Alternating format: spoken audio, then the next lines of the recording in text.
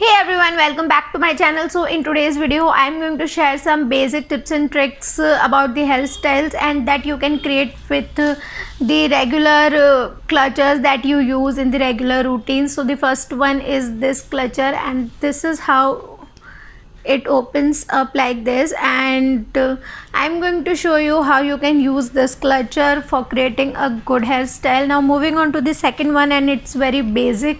So I have this clutcher, and the second one is this. Now moving on to the third, I have a crunchy, which is this kind of crunchy. The second one is, next one is this pin, and it's a clutcher again. So I'm going to show you how you can use this clutcher for creating a good hairstyle. Now moving on to the next one is this. It's a very small mini clutcher, but you can create a great hairstyle by with this kind of clutchers. Now moving on to the next is a simple black rubber band, and the last one is this. It's a U pin with a glittering golden rose on it. So now I'm going to show you one by one that how you can use all of these clutchers and you can create different kind of hairstyles. So yeah, without wasting any more time, let's start with the